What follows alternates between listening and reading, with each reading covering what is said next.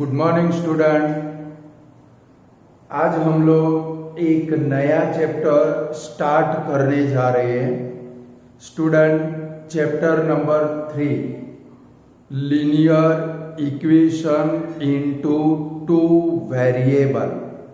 Student, ये जो chapter है आप लोग 9th स्टैंडर्ड के अंदर सीख चुके हो, बट 9th स्टैंडर्ड के अंदर सिर्फ एक ही मेथड से ये चैप्टर का सॉल्यूशन था और वो जो मेथड थी वो ग्राफिकल मेथड थी। तो स्टूडेंट, हमारा चैप्टर है 3rd number, linear equation into two variable. अगर एग्जाम व्यू से देखें स्टूडेंट, तो ये जो चैप्टर है उसका वेटेज है वो 8 मार्क्स का है। ध्यान रखना, 8 मार्क्स का चैप्टर है। 2 ऑब्जेक्टिव आएंगे, 2 मार्क का एक सम आएगा और सेक्शन डी जो 4 मार्क्स का है उसमें एक प्रैक्टिकल प्रॉब्लम आपको ये वाले चैप्टर में से आने वाला है। यानी कि स्टूडेंट, इसका जो वेटेज है वो 8 मार्क का है। और स्टूडेंट, बहुत दिल लगाकर काम करना है, बहुत लेंथी चैप्टर भी है। बराबर है कि भाई हमारा चैप्टर है 3rd number, linear equation into two variable. यानी कि स्टूडेंट, बहुत लेंथी चैप्टर है, बहुत सारी एक्सरसाइज है, 4 मेथड हमें सीखनी है इक्वेशन के सॉल्यूशन के लिए। 2nd नंबर, बहुत सारे टाइप के इसके अंदर प्रैक्टिकल प्रॉब्लम भी है। यानी कि कोई भी, हर एक स्टूडेंट है ये चैप्टर के अंदर बहुत दिल लगाकर काम करेगा। जितना दिल लगाकर काम करोगे उतना ही चैप्टर के अंदर मजा आएगा। और मेरे व्यू से देखें तो एकदम इजीएस्ट चैप्टर है। थोड़ा ध्यान आप लोगों को देना पड़ेगा, यानी कि थोड़ा सा ध्यान दोगे तो बहुत आप लोगों को भी मजा आएगा। क्योंकि जब कोई चैप्टर के सम हमें आ जाते हैं, लाइक प्रोबेबिलिटी के सम आ गए, चैप्टर नंबर 1 के सम आ गए, चैप्टर नंबर 2 के सम आ गए, तो हमें चैप्टर सीखने में बहुत मजा आता है। तो स्टूडेंट, आज हम लोग स्टार्ट करते हैं चैप्टर नंबर 3rd। अब चैप्टर का नेम है linear equation into two variable. तो स्टूडेंट, ये जो इक्वेशन यहाँ पर आप पढ़ोगे वो हर एक इक्वेशन के अंदर 2 वेरिएबल प्रेजेंट होंगे। एक वेरिएबल होगा x, दूसरा वेरिएबल होगा y। और जब आप ये इक्वेशन का ग्राफ बनाओगे स्टूडेंट, जब हम लोग इसका ग्राफ बनाते हैं तो हमें एक स्ट्रेट लाइन मिलती है। इसके कारण इसको क्या बोलते हैं भाई? Linear equation. यानी कि इसका ग्राफ बनाए स्टूडेंट तो हमें क्या मिलती है भाई? स्ट्रेट लाइन मिलती है। इसके कारण ये जो इक्वेशन है इनको क्या बोलते हैं स्टूडेंट? Linear equation. और इसके अंदर 2 वेरिएबल प्रेजेंट है। एक वेरिएबल है x एंड दूसरा वेरिएबल है y। इसके कारण क्या बोलते हैं भाई इसको? Linear equation into two variable. Student, यहां पर मैं जो भी सम आप लोगों को कराऊं, चाहे वो सॉल्व करने वाला हो, सॉल्व करने के लिए 4 मेथड है अभी सिखाता हूं, या प्रैक्टिकल प्रॉब्लम है, हर एक सम कंपलसरी आप लोगों को होमवर्क की नोटबुक में दूसरी बार करना है और सेम डे वो सम पूरा कर लेना है। सेम डे पूरा करोगे उसका बेनिफिट होगा, जो भी सम चला आपका एकदम पक्का हो जाएगा। क्लियर? तो स्टूडेंट, हम लोग शुरुआत करते हैं। सबसे पहले लिखेंगे कि भाई linear equation into two variable. पहले 1 वेरिएबल का स्टैंडर्ड फॉर्म लिखेंगे कि भाई the standard form of. Student, theory आपको बोर्ड के ऊपर से लिखनी है, फिर मैं टाइम देता हूं, पहले समझाओ, वो समझते जाओ, फिर लिखने का टाइम मिलेगा। The standard form of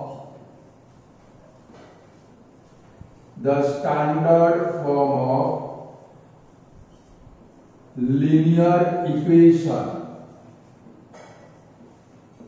linear equation in one variable.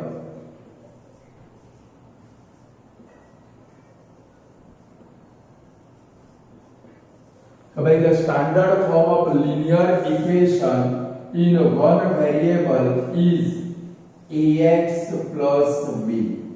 ये जो इक्वेशन है वो किसका स्टैंडर्ड फॉर्म है? पेपर के अंदर ब्लैंक में आ सकता है कि भाई the standard form of linear equation into one variable is blank. तो वन वेरिएबल का स्टैंडर्ड फॉर्म कौन सा स्टूडेंट? ax plus b. इसके अंदर एक ही वेरिएबल x प्रेजेंट है, इसके कारण इसको क्या बोलते हैं भाई? लीनियर. इसका भी अगर आप ग्राफ बनाओगे तो एक स्ट्रेट लाइन मिलेगी और इसके अंदर एक ही वेरिएबल प्रेजेंट है, इसके कारण इसको क्या बोलते हैं स्टूडेंट? One variable. तो स्टूडेंट सेकंड नंबर देखिए, तो भाई linear equation into two variable का स्टैंडर्ड फॉर्म कौन सा है? तो उसका स्टैंडर्ड फॉर्म है ax plus by plus c is equal to 0. कब linear equation into two variable का स्टैंडर्ड फॉर्म है student ax plus by plus c is equal to 0. यानी the standard form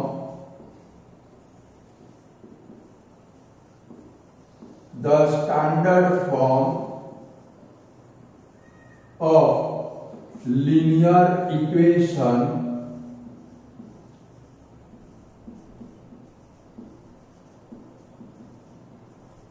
into two variable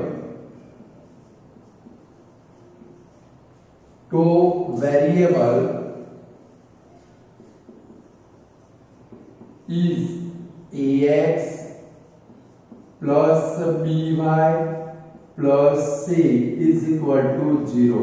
देखो इसके अंदर दो variable है x and y, इसके कारण इसको क्या बोलते हैं student? Linear equation into two variable. और स्टूडेंट इसको ये जो इक्वेशन है इसका ग्राफ हमें क्या मिलता है? Straight line. इसके कारण इसको क्या बोलते हैं भाई? लीनियर बोलते हैं. ये जो इक्वेशन है स्टूडेंट, इसको कितने सॉल्यूशन होंगे? तो कोई भी लीनियर इक्वेशन को इनफाइनेटली मेनी सॉल्यूशन होते हैं. लाइक 9th स्टैंडर्ड के अंदर फर्स्ट एग्जाम के अंदर ऐसा इक्वेशन आया था कि भाई write 5 solution of equation 2x plus y is equal to 5. ऐसा इक्वेशन आया था. Write 5 solution of equation 2x plus y is equal to 5. तो आपने 5 सॉल्यूशन लिखे थे. बट स्टूडेंट कोई भी linear equation into two variable को इनफाइनेटली मेनी सॉल्यूशन होते हैं. यानी कि भाई there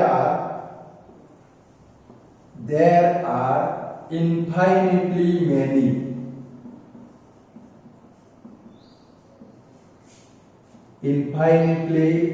many solution of linear equation into two variable. यानी कि कोई भी लीनियर इक्वेशन को कितने सॉल्यूशन होते हैं भाई? Infinitely many solution. Clear student? तो linear equation into one variable का स्टैंडर्ड फॉर्म कौन सा? ax plus b. Linear equation into two variable का स्टैंडर्ड फॉर्म कौन सा? ax plus by plus c is equal to 0. Student कोई भी linear equation को कितने सॉल्यूशन होते हैं भाई? Infinitely many solution. पहले इतना बोर्ड के ऊपर से नोटबुक में लिख दो, फिर हम लोग आगे बढ़े. पहले इतना लिख दो नोटबुक के अंदर.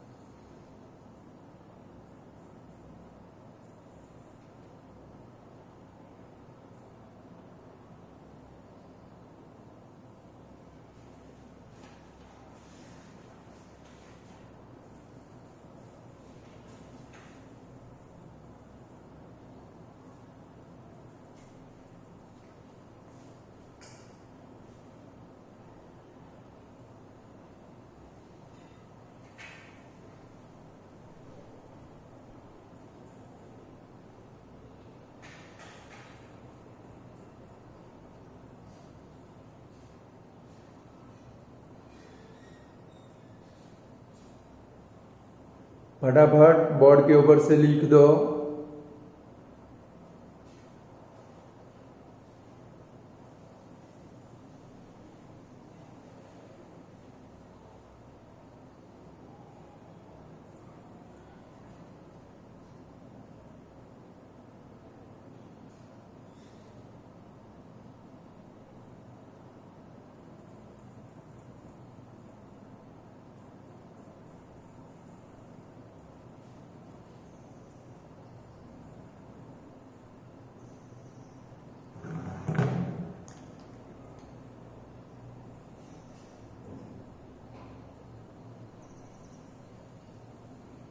हो गया स्टूडेंट, चलो आगे बढ़े।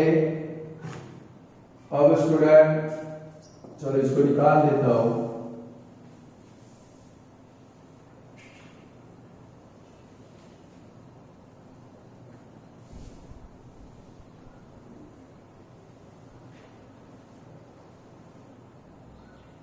चलो स्टूडेंट, तो चैप्टर का नाम है हमारा pair of linear equation. Pair का मतलब क्या होगा स्टूडेंट? दो इक्वेशन कंपलसरी आएंगे, बराबर है। Pair of linear equation into two variable. Pair का मतलब क्या होता है स्टूडेंट? वहां पर दो इक्वेशन प्रेजेंट होंगे। सेकंड नंबर स्टूडेंट, ये पूरे चैप्टर के अंदर आप लोगों को इक्वेशन का सॉल्यूशन फाइंड करना है। सॉल्यूशन का मतलब होता है आपको पूरे चैप्टर के अंदर x एंड y की वैल्यू फाइंड करनी है। तो भाई स्टैंडर्ड फॉर्म के अंदर दो वेरिएबल आते हैं, एक आता है x, दूसरा वेरिएबल आता है y, यानी कि find the solution of linear equation. Solution का मतलब है आपको उसके अंदर x एंड y की वैल्यू फाइंड करनी है।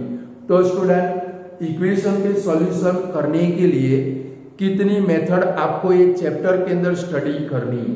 तो स्टूडेंट कोई भी इक्वेशन के सॉल्यूशन के लिए टोटल 4 मेथड है। इक्वेशन यानी कि वो कौन सा होना चाहिए?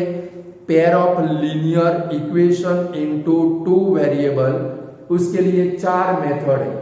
फर्स्ट है बाय ग्राफ, यानी कि ग्राफ से सॉल्यूशन कर सकते हो। सेकंड है मेथड ऑफ एलिमिनेशन, थर्ड है सब्स्टिट्यूशन, और फोर्थ नंबर है क्रॉस मल्टीप्लिकेशन मेथड। यानी कि स्टूडेंट कोई भी इक्वेशन, यानी कि कोई भी दो लीनियर पेयर ऑफ इक्वेशन आप लोग 4 मेथड से सॉल्व कर सकते हो।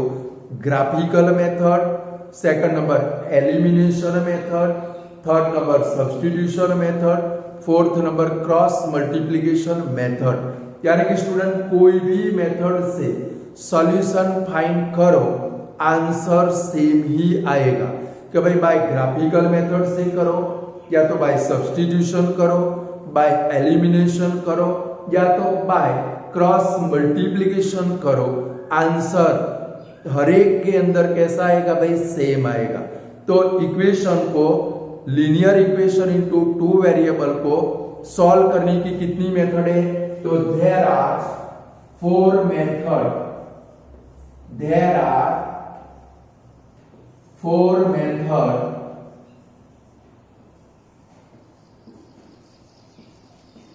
To solve linear equation, pair of linear equation. अकेला लीनियर इक्वेशन नहीं, क्या लिखेंगे? पेयर ऑफ, दो इक्वेशन होने चाहिए उसमें। Solve pair of linear equation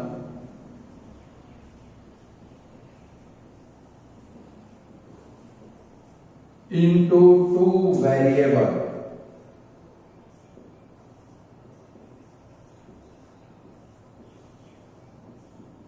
तो भाई linear equation, pair of linear equation, हर एक सम के अंदर आप देखोगे दो इक्वेशन प्रेजेंट होंगे, बराबर है। फर्स्ट मेथड है बाय ग्राफिकली, यानी कि बाय ग्राफ। सेकंड नंबर की मेथड है स्टूडेंट मेथड ऑफ एलिमिनेशन।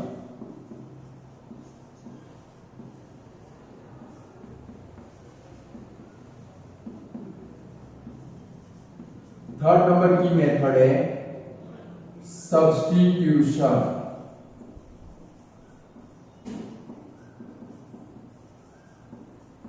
और फोर्थ नंबर की मेथड है cross multiplication.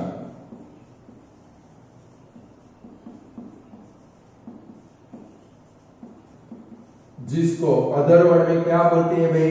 Cramer, CRAMER, Cramer method. ध्यान रखना है, पेपर के अंदर आए solve the following pair of linear equation by Cramer. Carrom नहीं, आप जो बचपन में खेलते थे वो क्रैमर मेथड। तो वो कौन सी है? Cross multiplication. अब स्टूडेंट आपको एक चीज ध्यान रखनी है, कभी पेपर के अंदर बाय ग्राफिकली पूछा, ग्राफ जब भी आएगा 3 या तो 4 मार्क में आएगा। आज तक का रिकॉर्ड है स्टूडेंट, मैं पिछले 22 ईयर से चैप्टर पढ़ाता हूँ। बोर्ड की एग्जाम में ये चैप्टर में से कभी भी ग्राफ का सम नहीं आया, बराबर है। सिर्फ अगर ग्राफ आए तो फर्स्ट एग्जाम के अंदर, आपकी स्कूल की एग्जाम के अंदर आ सकता है, वो भी मैं आपको सिखा दूंगा, चिंता करने की जरूरत नहीं है। बट बाय ग्राफ आए तो वो सम आपका 3 या तो 4 मार्क का ही हो सकता है। सेकंड नंबर है मेथड ऑफ एलिमिनेशन। स्टूडेंट ये एक ऐसी मेथड है जिसका हमें मैक्सिमम से मैक्सिमम टाइम यूज करना है। जो भी हम लोग प्रैक्टिकल प्रॉब्लम सॉल्व करेंगे, या तो सपोज पेपर के अंदर आ गया कभी solve the pair of linear equation, तो आप लोग सिर्फ और सिर्फ कौन सी मेथड यूज करोगे? एलिमिनेशन। जब चलेगी तब आपको पता चल जाएगा। बाकी सब मेथड से सबसे बढ़िया मेथड, यूनिवर्सल मेथड, हर एक स्टूडेंट को आ जाए ऐसी मेथड कौन सी है स्टूडेंट? मेथड ऑफ एलिमिनेशन, बराबर है। थर्ड नंबर है मेथड ऑफ सब्स्टिट्यूशन, यानी कि सब्स्टिट्यूट करके वैल्यू फाइंड करनी है। क्रिकेट के अंदर, क्रिकेट मैच के अंदर टोटल प्लेयर कितने होते हैं? आप लोग बोलोगे 11, बट गलत, 12 प्लेयर। एक सब्स्टिट्यूट प्लेयर होता है, कोई इंजर्ड हो जाए तो उसके बदले में दूसरा फील्डर आता है, उसको सब्स्टिट्यूट प्लेयर बोलते हैं। उसके ऊपर से मेथड आई सब्स्टिट्यूशन। और 4 नंबर है क्रॉस मल्टीप्लिकेशन, यानी कि उसको बोलते हैं क्रैमर मेथड। यानी कि स्टूडेंट पेपर के अंदर, क्वेश्चन के अंदर लिखा न हो, कभी क्वेश्चन सिर्फ ऐसा ही हो, कभी solve the pair of linear equation, तो आप लोग सिर्फ और सिर्फ कोई भी मेथड कर सकते हो, बट मुझे पता है आप लोग एलिमिनेशन ही मेथड करोगे, बराबर है। बट पेपर में ऐसा लिखा है solve the pair of linear equation by substitution method, तो आपको वही मेथड करनी पड़ेगी। बाय क्रॉस मल्टीप्लिकेशन मेथड वही मेथड करनी पड़ेगी। बाय मेथड ऑफ एलिमिनेशन तो वही मेथड करनी पड़ेगी। Clear student? तो पहले इतना लिख दो, फिर हम लोग थियरी के अंदर आगे बढ़े। तो लीनियर इक्वेशन को सॉल्व करने की टोटल कितनी मेथड? 4 मेथड। हर एक मेथड की हमें ये चैप्टर के अंदर स्टडी करनी है। फर्स्ट नंबर की जो मेथड थी बाय ग्राफ, ये आप लोग 9th स्टैंडर्ड के अंदर स्टडी कर चुके हो, बट भूल चुके हो तो चिंता मत करो, हम लोग इधर करेंगे।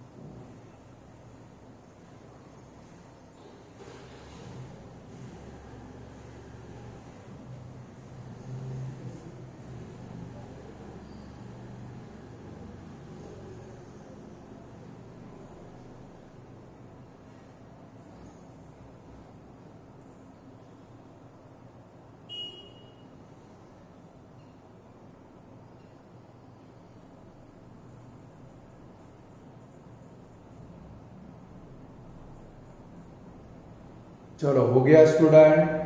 चलो अब हम लोग थोड़ा आगे बढ़े थियरी के अंदर। तो भाई पूरे चैप्टर के अंदर आपको अब आइडिया आ चुका होगा, जहां पर ये चैप्टर में सॉल्यूशन आएगा वहां पर कितने इक्वेशन होंगे भाई हमारे? 2 इक्वेशन होंगे। कितने इक्वेशन होंगे स्टूडेंट? 2 इक्वेशन। तो इक्वेशन के सॉल्यूशन कैसे टाइप के हो सकते हैं? तो भाई यहाँ पर 2 इक्वेशन होंगे। स्टैंडर्ड फॉर्म हमारा कौन सा? ax plus by plus c is equal to 0। तो स्टूडेंट अब हम लोग स्टडी करेंगे कब टाइप ऑफ सॉल्यूशन। कब आप लोग जो इक्वेशन सॉल्व करोगे स्टूडेंट, आपके पास 2 इक्वेशन होंगे। ग्राफ से सॉल्व करोगे, मेथड ऑफ एलिमिनेशन से सॉल्व करोगे, सब्स्टिट्यूशन मेथड से सॉल्व करोगे या क्रॉस मल्टीप्लिकेशन मेथड से सॉल्व करोगे। तो इक्वेशन का सॉल्यूशन कौन से टाइप का होगा? तो स्टूडेंट स्टैंडर्ड फॉर्म हमारा है ax plus by plus c is equal to 0। But student यहां पर आपको 2 इक्वेशन की स्टडी करनी है, तो आपकी इक्वेशन के स्टैंडर्ड फॉर्म कौन से होंगे? का भाई a1x plus b1y plus c1 is equal to 0। दूसरा इक्वेशन आपका कौन से टाइप का होगा भाई? a2x plus b2y plus c2 is equal to 0। यानी कि आपके 2 इक्वेशन है। स्टैंडर्ड फॉर्म कौन सा हमारा स्टूडेंट? अगर एक इक्वेशन हो तो ax plus by plus c is equal to 0। But पूरे चैप्टर के अंदर आप लोगों को 2 इक्वेशन की स्टडी करनी है। जहां पर आप सम सॉल्व करोगे वहां पर 2 इक्वेशन आएंगे। तो स्टूडेंट वो दोनों इक्वेशन का स्टैंडर्ड फॉर्म कौन सा? फर्स्ट इक्वेशन है तो कौन सा? a1x plus b1y plus c1 is equal to 0। Second number a2x plus b2y plus c2 is equal to 0। Clear student? ये इसके स्टैंडर्ड फॉर्म है।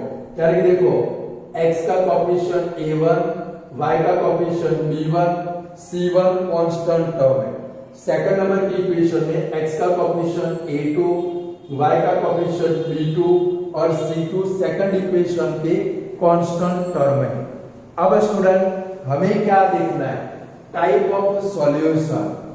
खास ध्यान रखना है, अब जो मैं स्टेटमेंट लिखने जा रहा हूं उनको दिमाग में खास फीड करके रखना है स्टूडेंट, क्योंकि पिछले 20 साल से मैं बोर्ड की एग्जाम के पेपर जब भी देखता हूं, हर एक एग्जाम के अंदर एक एमसीक्यू, अब हम लोग जो सॉल्यूशन देखेंगे उसमें से कंपलसरी आता है। क्लियर? यानी कि ये थियरी तैयार करोगे, एमसीक्यू इजीली हो जाएगा। तो फर्स्ट है कि भाई कोई भी 2 लीनियर इक्वेशन होंगे, यानी कि पेयर ऑफ लीनियर इक्वेशन होंगे, उनका सॉल्यूशन 3 टाइप का हो सकता है। एक तो यूनिक सॉल्यूशन, यूनिक का मतलब होता है one and only one solution.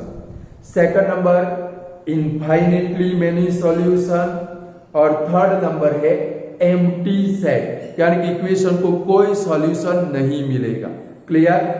कोई भी पेयर ऑफ लीनियर इक्वेशन को 3 टाइप के सॉल्यूशन हो सकते हैं। फर्स्ट नंबर है यूनिक सॉल्यूशन। यूनिक का मतलब क्या होता है? One and only one solution. Second number infinitely many solution, और थर्ड नंबर एम्प्टी सेट। तो हमें पता कैसे चलेगा कि भाई सपोज आपके पास 2 इक्वेशन है और एमसीक्यू में आ गए, कि भाई सपोज 2 इक्वेशन है, एमसीक्यू में आ गए और इसका सॉल्यूशन कौन से टाइप का होगा? हम लोग जब एमसीक्यू सॉल्व करेंगे उसके अंदर आएंगे, नीचे ऑप्शन होंगे। फर्स्ट होगा unique solution, second infinitely many solution, third number empty set, fourth number होगा नन ऑफ दिस। तो स्टूडेंट इक्वेशन को देखकर ही हमें कैसे पता चल जाए कि भाई इसका सॉल्यूशन यूनिक होगा, इनफाइनेटली मेनी होंगे, कि भाई इसका सॉल्यूशन एम्प्टी सेट होगा। तो स्टूडेंट उसके लिए 3 स्टेटमेंट याद रखने हैं कि भाई number 1, if A1 upon A2 is not equal to B1 upon B2 is not equal to C1 upon C2। देखो ये x के कोफिशिएंट A1 upon A2 करो, is not equal to B1 upon B2 होता, is not equal to C1 upon C2। C1 upon C2 का खास importance नहीं है, but importance किसका है student? A1 upon A2 is not equal to B1 upon B2 हो, then the equation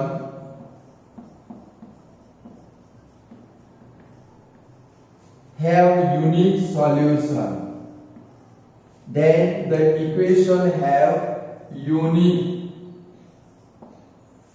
UNIQUE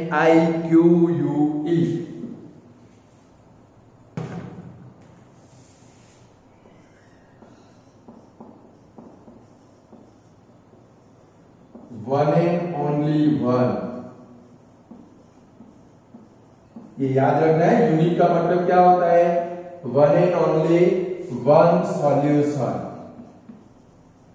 चिंता मत करो, अभी से थियरी याद रखो, सिखा दूंगा ये वाला, बराबर है। यूनिक सॉल्यूशन कैसे बनेगा एमसीक्यू में सॉल्व करेंगे, बट अभी याद रखना है, क्या याद रखेंगे कि अगर दो इक्वेशन है उसमें A1 upon A2 और B1 upon B2 का आंसर फाइंड करे और आंसर इक्वल न आता हो तो सॉल्यूशन हमारा कौन सा बनेगा भाई? Unique solution.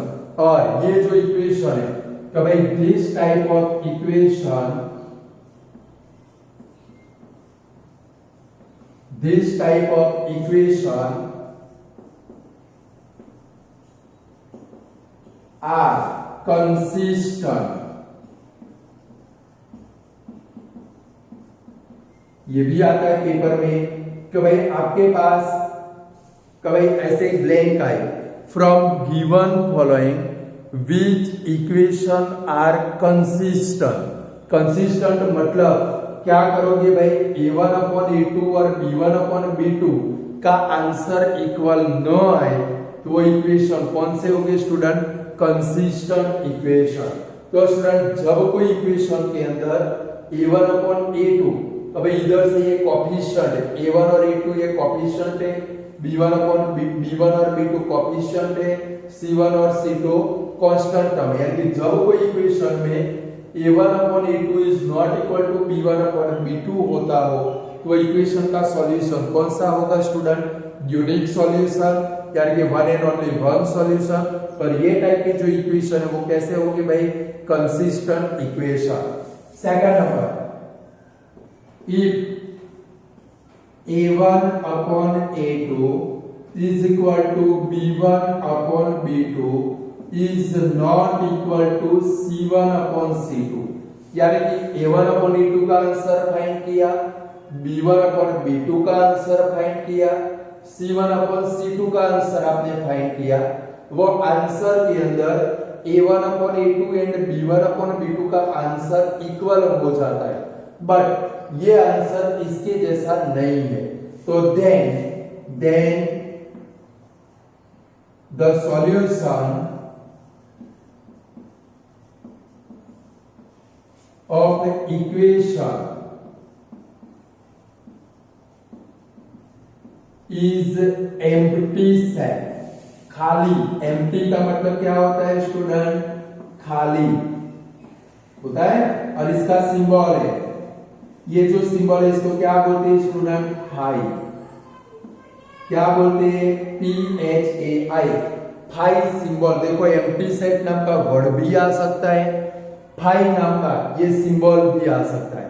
यानी कि स्टूडेंट जब कोई इक्वेशन में आप लोग फाइंड कर रहे हो, पेपर के अंदर दो इक्वेशन है और इसका सॉल्यूशन कौन से टाइप का होगा? ये एमसीक्यू में ही आएगा। तो क्या करोगे? आपने A1 upon A2 फाइंड किया, B1 upon B2 फाइंड किया, C1 upon C2 फाइंड किया। Suppose a1 upon a2 1 upon 2 आया, b1 अपॉन b2 का आंसर 1 अपॉन 2 आया, c1 अपॉन c2 का आंसर 1 अपॉन 9 आया। तो a1 अपॉन a2 और b1 अपॉन b2 इक्वल हो गए, बट वो c1 अपॉन c2 को इक्वल नहीं है, तो उसका सॉल्यूशन कौन सा होगा स्टूडेंट? Empty set. कौन सा होगा? एम्प्टी सेट होगा। क्लियर? और उसका सिंबल कौन सा है? 5। चलो third number, unique infinitely many solution कब बनेंगे? यानी कि if a1 upon a2 is equal to b1 upon b2 is equal to c1 upon c2, तीनों आंसर इक्वल हो गए, 1 upon 2 1 upon 2 1 upon 2, then the equation have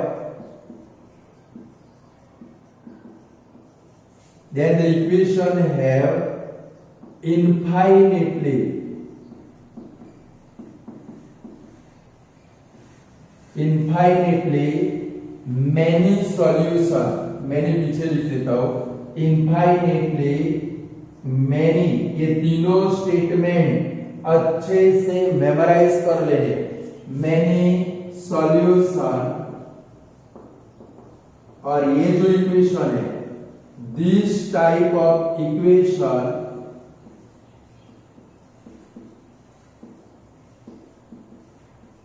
are consistent। यानी कि student consistent equation कौन से होंगे? कभी जिस इक्वेशन के अंदर देखो a1 upon a2 is not equal to b1 upon b2 होता हो। सेकंड नंबर, जिस इक्वेशन में a1 upon a2 is equal to b1 upon b2 is equal to c1 upon c2 होता हो, वो कंसिस्टेंट है। और जिसका सॉल्यूशन एम्प्टी सेट है, तो भाई a1 upon a2 is equal to b1 upon b2 हुआ, but not equal to c1 upon c2 हुआ, तो ये जो इक्वेशन है, तो भाई this equation are not consistent.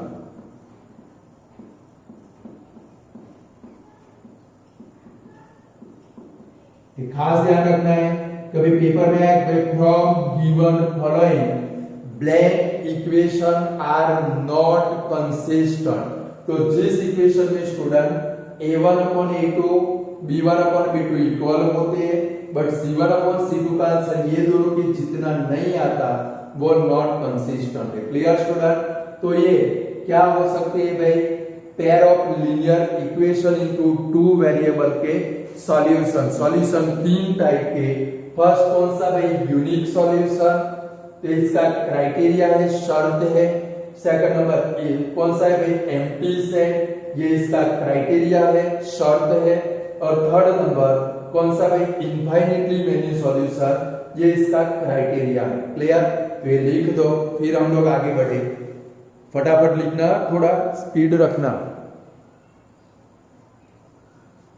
3 minute का टाइम देता हूं, फटाफट 3 मिनट के अंदर लिख दो। फिर ये इक्वेशन के ग्राफ कौन से टाइप के होंगे वो देखेंगे।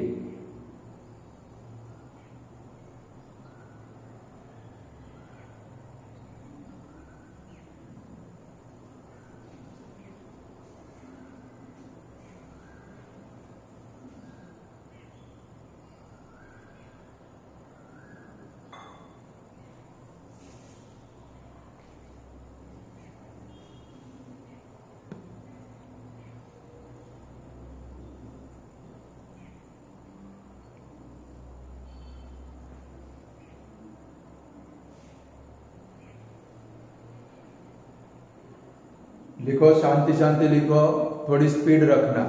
और ये तीनों स्टेटमेंट को मेमोराइज कर देने पक्के से, और हो सके तो लिखकर पेज के अंदर लिखकर वॉल के ऊपर चिपका देने का है। समझ गए?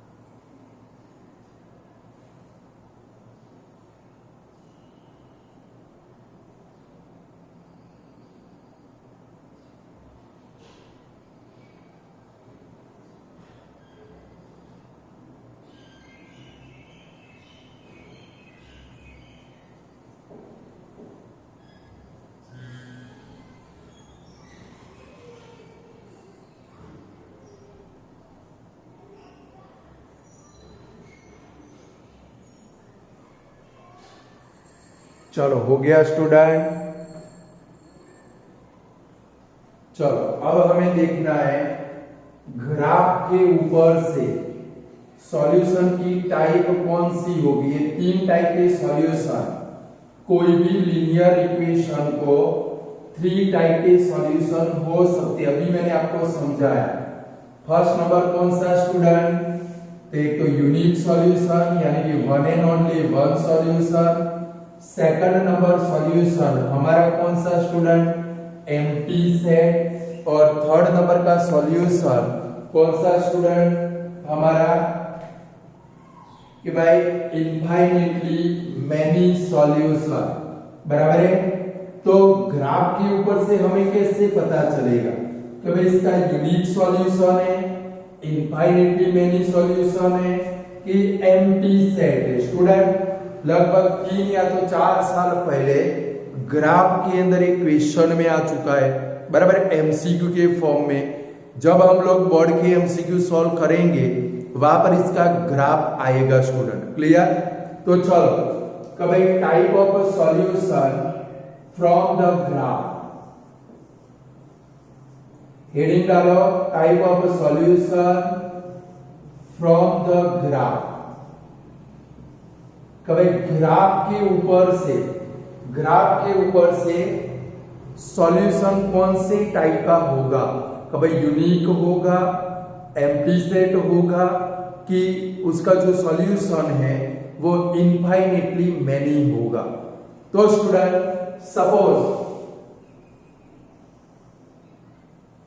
सपोज पेपर के अंदर ऐसा है कि भाई ग्राफ आपके पास है और इसका सॉल्यूशन कौन से टाइप का होगा कि भाई सपोज समझो ये हमने ग्राफ बनाया, बराबर है, आधा पार्ट बनाते हैं।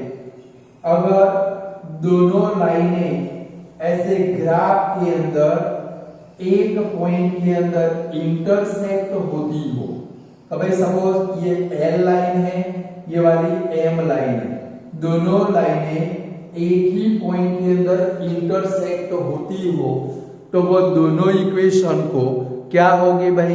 Unique solution. क्या होगा भाई? अगर दोनों लाइन एक ही पॉइंट में इंटरसेक्ट करती है तो वो इक्वेशन की सॉल्यूशन कौन से होगी भाई? Unique solution. यानी कि इधर लिखेंगे एक बोथ दी लाइन, लिखते जाओ आप लोग। ये पहले ग्राफ बनाओ फटाफट, रफ एक ग्राफ बना दो हाथ से और ये दो लाइन बनाओ, दोनों इंटरसेक्ट होती है। अब लिखो एक both the line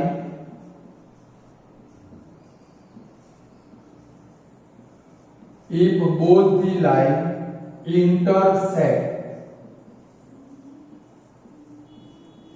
in a one point, then the solution, the equation have unique solution. Then the equation have unique solution.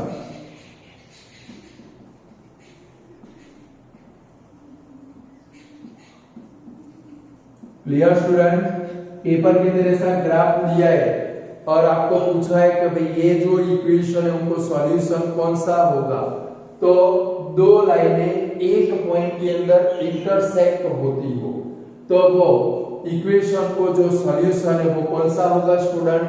Unique solution होगा। क्लियर? लिख दो ये वाला। फिर दूसरा बनाए एम्प्टी सेट कब बनेगा? इनफाइनेटली मैनी सॉल्यूशन कब बनेंगे?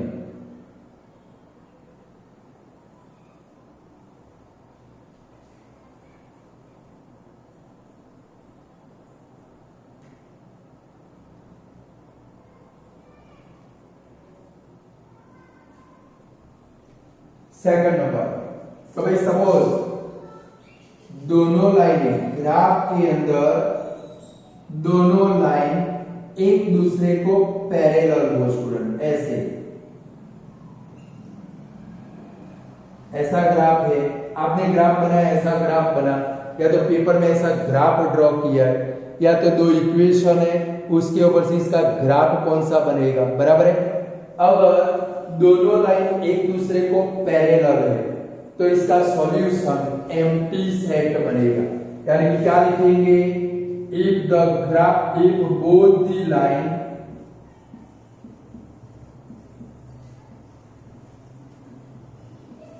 Are parallel to each other,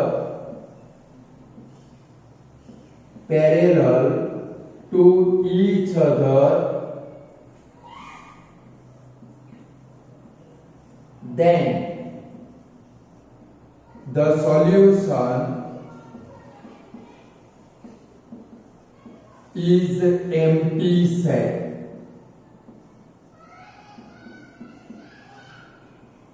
बराबर है। अगर दोनों लाइनें पैरेलल होगी तो उसका सॉल्यूशन कौन सा होगा स्टूडेंट, एम्प्टी सेट होगा।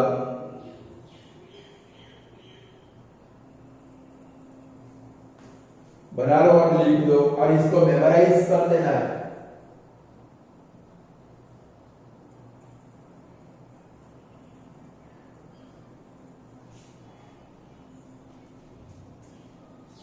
चलो थर्ड नंबर का ग्राफ बनाए।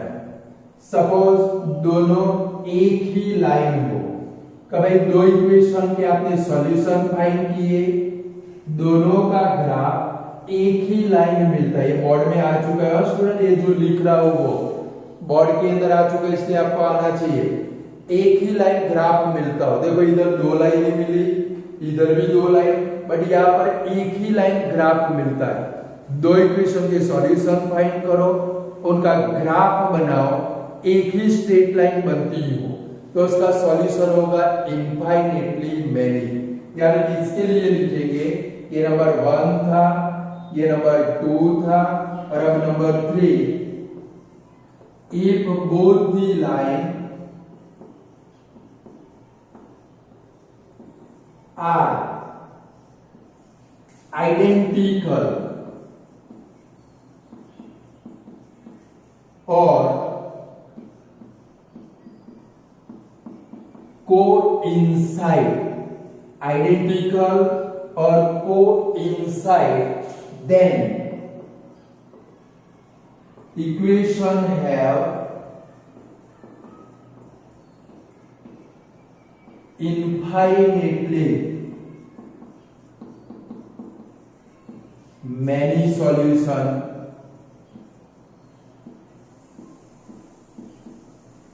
क्लियर स्टूडेंट, ग्राफ 3 टाइप के बनेंगे, ग्राफ के ऊपर से भी सॉल्यूशन आने चाहिए। अगर इंटरसेक्टिंग लाइन तो यूनिक सॉल्यूशन, दो पैरेलल लाइन तो कौन सा सॉल्यूशन, एम्प्टी सेट। एक ही लाइन यानी कि दोनों लाइन एक दूसरे के ऊपर कोइंसाइड हो जाती है तो कौन सा solution, infinitely many solution. Clear student, इतनी थियरी थी। एक आध पेज खाली छोड़ देना, जरूरत पड़ेगी जब एमसीक्यू सॉल्व करेंगे, कुछ नया आएगा तो वो पेज के ऊपर लिखेंगे। इससे ज्यादा एक चैप्टर के अंदर थियरी नहीं है, बट ये जो थियरी लिखवाई उसको मेमोराइज करना तो एमसीक्यू में आप लोगों को बहुत मजा आएगा। बराबर है स्टूडेंट, तो आज इतना रखते हैं। कल से हम लोग सम स्टार्ट करेंगे, टेक्स्ट बुक और असाइनमेंट दोनों साथ में लेकर बैठना है। तो आज इतना रखते हैं। Good bye student.